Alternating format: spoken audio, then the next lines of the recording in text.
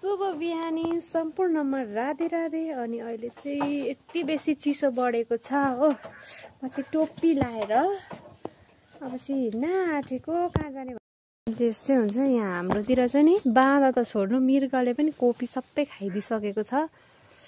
अहिले चाहिँ मृगको काम चाहिँ यस्तो छ है। बाबा चाहिँ यहाँ तल जिक्रा फ्याक्नु हुँदैछ बार बार्नलाई हो। सकि हिँड्न सकि। अनि म चाहिँ अब खुट्टामा गमबुट लाएर, यो गमबुट चाहिँ बाबाले ल्याएको, अनि काँधमा डोको बोकेर चाहिँ हिँडेको।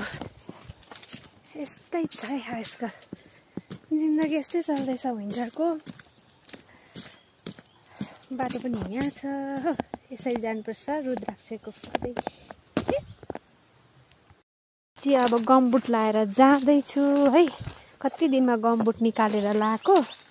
अनि यो चाहिँ हो हाम्रो खेतबारी। तर योपालि चाहिँ यसमा धान रोप्नु भएन, किनकि हामी सबै बिजी हुन थाल्यौँ। बाबा आमा सक्नुहुन्न, दादा पाउजू पनि बिजी ड्युटीले गर्दा हो।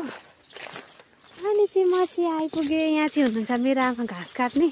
तर मलाई घाँस काट्नु चाहिँ आउँदैन, डोको लिएर चाहिँ आउँछु आमाकोसँग। म आमा भएर डोकोमा लाने हो। आमा भारी पुग्यो। बाटो चाहिँ यस्तो छ।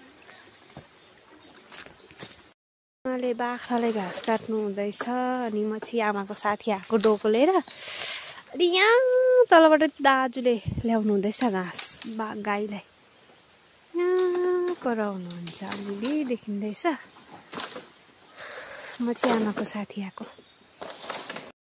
घाँसको भारी हालेको कि, तर यस्तो हुँदो रहेछ है। यस्तो लुगा लगाएर चाहिँ आउनु हुँदैन रहेछ।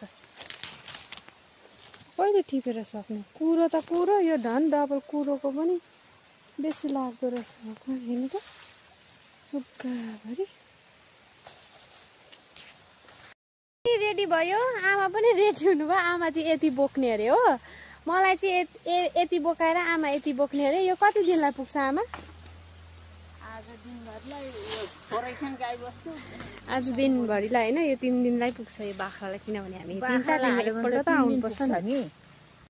आमा हो त आँखा कमजोरी छ, के गर्नु, गर्छु नि गर्नु त। आँखा कमजोरी छ भन्नु छ, तर घाँस त काट्नु भन्दा हुँदैन। गाई पाले पनि घाँस काट्नु पर्छ कि पर्दैन? पर्छ नि त, गाई पालेपछि घाँस काट्नुपर्छ। यस्तो चाउरी परिगयो, केस खुल्यो। अब बुढेसकालमा कसले लान्छ त?